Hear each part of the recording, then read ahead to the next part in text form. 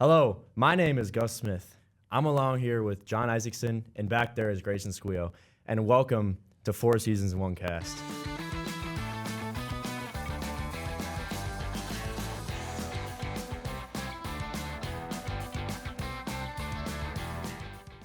This isn't anything too special.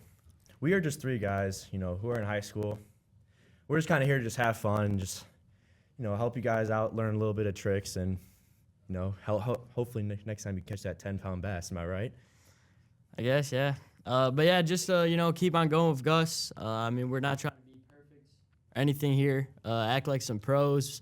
We're just kids. Obviously, we're still learning. But yeah, we've all had great day fishing. We've all been skunked before. So, we're just going to try to, our goal is to help you guys out, give some tips that have worked and not worked for us. And, just kind of help to improve your guys' fishing experience, and then also, hopefully continue to learn ourselves through research and stuff, and then we'll all have a good time together ultimately in the end. Yeah, I totally agree with you. We're just here to help, basically. That's it. Yeah. Have some fun while we're at it as well. Exactly. Might as well, yeah. Yeah. Which actually brings us to our first topic, the basics. All right. So the basics, fishing's honestly more simpler than a lot of people think. You don't need a ton of gear or expensive stuff, expensive lures. It's honestly a big misconception, I think. You don't need any of that stuff to get started.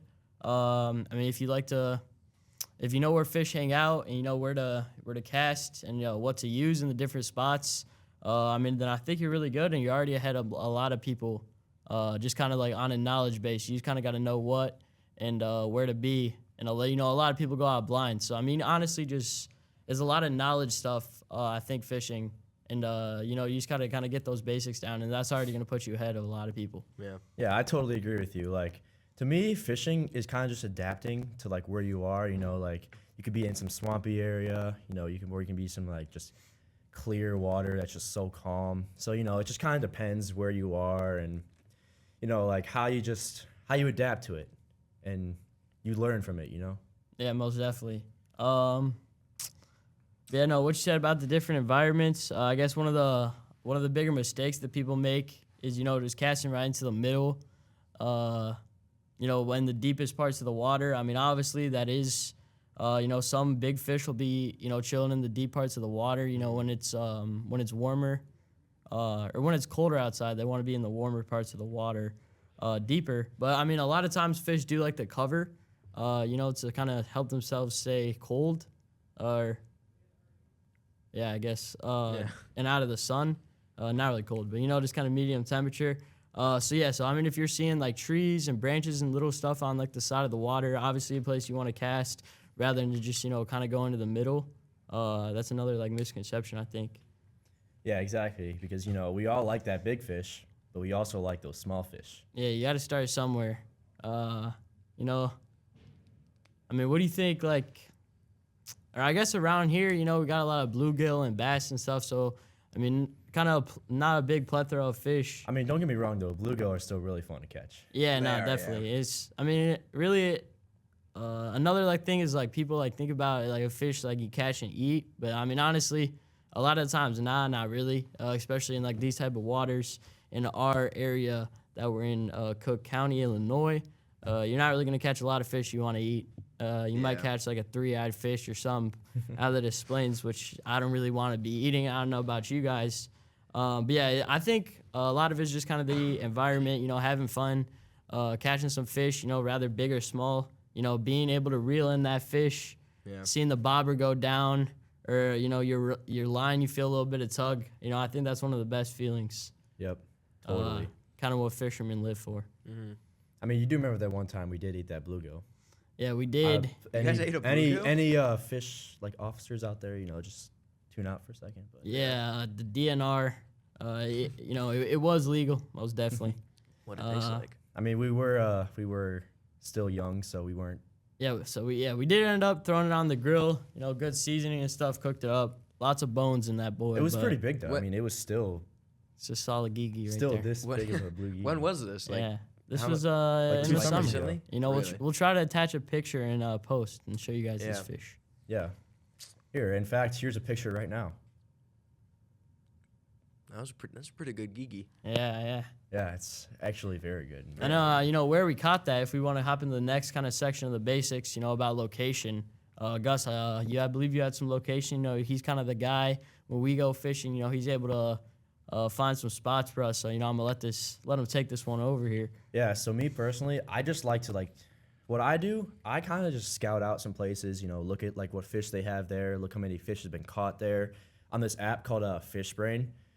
And so yeah, it kind of just tells you everything you need to know. And I just have this, I don't know, I just kind of see what I like to see. But yeah, it's some of those places I was talking about are around here. There's a place called Bussy Lake where actually it has a bunch of lakes around it. But that's really good for bass, catfish, I think. Yeah, and a bunch of bluegill actually, like we were talking about earlier. Yeah. But another really plain and simple one is the Des Plaines River. Yeah, definitely. That's a connection to the Mississippi, actually. So, we get a ton of different stuff in there. I believe there's, anything. Carp. I actually caught a carp out of there once. There's carp there. I actually, there's, this one, bridge in, the back of the woods, and a bunch of my friends, we were, on top of the bridge, and a big carp just, swam under us. Oh, we talking about you were with me. Yeah. That thing was huge. We actually rushed home to get fishing poles. Yeah, we did. Yeah, I mean, that's just, shows a great experience of fishing. I mean, you don't even got to go out and, try to be casting all day. You could just kind of find one, try and go for it, or you can just, go for whatever. But I think that also kind of addresses another part of the location. Gonna use the word niche here. You got to go for some niche type of spots because a lot of spots, they can become mainstream or whatever, where a lot of people are gonna be going there. So yeah, it's definitely gonna be overfished. And to be honest, a lot of the areas are also under populated. So I mean, when a lot of people are going to these underpopulated areas, you're gonna get skunked pretty easily. And sadly, me and Gus have found that out a good bit, going to these bigger places that we found. So, a lot of stuff, you just find a little small pond on maps or whatever. Avoid the Fish Brain app once in a while when you're trying to go for somewhere a little niche. And, you might have luck there. But obviously, it just kind of depends on the day and the time and the bait. So, I think that's another neat thing is just the complexity. And, Yeah, I mean, happens to the best of us, sometimes happens to us all the time. We just go somewhere and, my bad. I'm not much of a fisher. Don't really catch some fish that day, but, Yeah, have I broken any of your lines, Gus? Because I know I've broken a couple other people's. No, you have not broken one of mine yet. But okay. I have a friend that I went to Iowa with, and he was using my friend's pole, and he snapped the pole in half. Nice. While also breaking the line off and having the lure fly off. Nice. Jesus, it was a pretty good experience for him. Yeah. Well, I guess, that'll kind of tie into the next topic we have here today. And that'll be the, what's it called? The equipment or the gear. So, that'll be everything from the line, the rod, and most importantly, I think the bait that you're putting on. And the reel, too. Yeah, and the reel as well, sorry. But yeah, so Gus, you want to? Yeah, I mean, it started off, there's, correct me if I'm wrong, but there's 3 reels. I believe so. Yeah. So, I mean, it's just the push button, spinning reel, and the bait caster. So, but they all have their pros and cons. The push button and the spinning reel, they both are pretty easy for beginners, but I'd say the push rod is a little bit easier. Yeah, definitely. I mean, for those, if you just kind of want to picture it, or I guess starting off, you have there's your rod, so that'll just be the big stick that you have, and then that's when you can go and attach your reel. But you could also get a combo, which will kind of give you both already attached. Which is, I think that's the best way to go, just so you're not having to attach stuff and pay extra money for a different reel and a different rod, and they usually pair together well nicely in combos. But yeah, so the button reel is just gonna be your line's kind of in an enclosed type of sphere, and then you just have a button. So when you hold the button down, is when your line's gonna drop, and you just kind of take your finger off it to let it stop. So that'll be really nice for beginners and convenient, easy to use. Yeah, for me actually, I use the push button to catch just bluegill. Honestly, when I'm up in Minnesota, sometimes we'll have a bunch of rods, and we'll like throw some push buns out the side and just catch Yeah, some it's definitely sunnies nice or some to bluegills, you know. go for some basics once in a while. Not get into the complexer, kind of tiers. But that'll kind of move us up one more to the spin reel. So this one a little more complex, but you have your line is kind of wrapped around a spool, and then you have like a kind of like a lever at the top. So when you hold that down, I mean, obviously your line's just going to be stagnant, and then when you're going to open that up, it's going to open up the line, and then that's when you'll kind of let go, make your cast, and then the line will obviously fly out when it's unreleased, and then you just kind of want to close it back up. But it's kind of,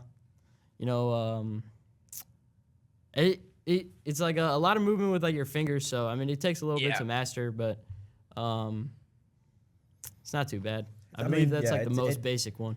It definitely takes a little bit of practice to get used to it, but once you learn it, it's pretty easy. I mean, you just sorry for the just demonstration. Just, lift it up, cast it, and then just as it's in the water, you just wait for a and fish. Then you got and that'll put us monster.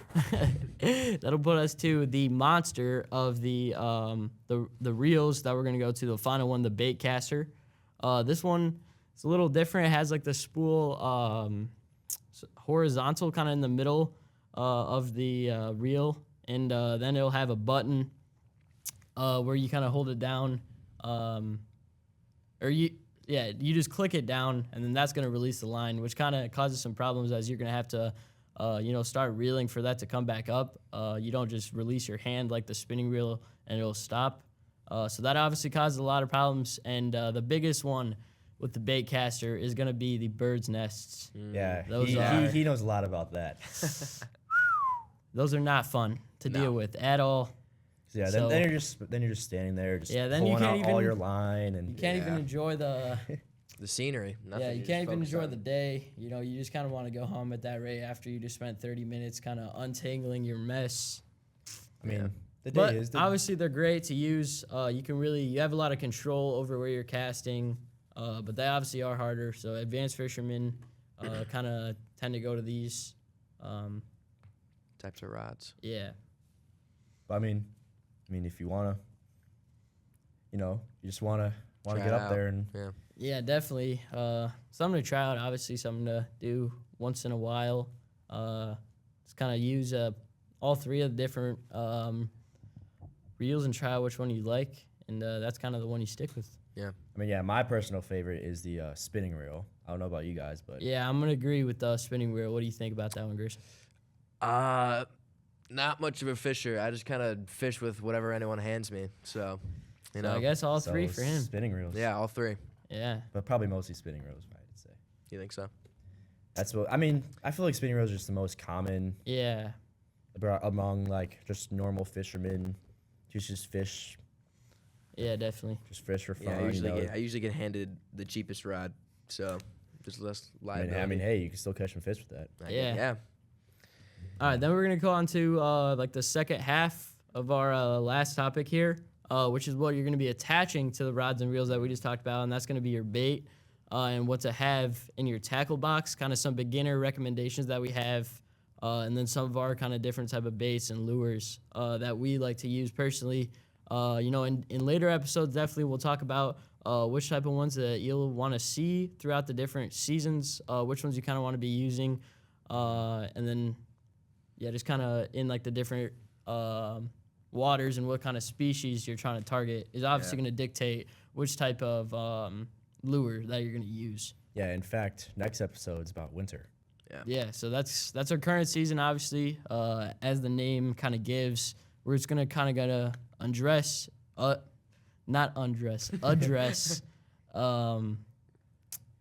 every season, and kind of the different type of fishing that you can do in each season. Just how to catch all those bass and walleye and all those great fish. Yeah. So let's dive in right to the lures section. Gus, do you want to kick it off again? I mean, for me, I kind of have a wide variety. I just kind of just go with whatever I'm like. I like it like from earlier. I kind of just go off the environment, so I have a good variety to like, use like either like in dark water, I use like a lighter, or like in clear water, I'll use something maybe something darker like red or Yeah, just, like, that's a darker definitely color. another different or another big aspect is like the colors. Obviously, I mean, some people just choose it because they look cool, but crazy enough, these colors can actually play a big role in getting They you do fish. play a big Yeah. impact.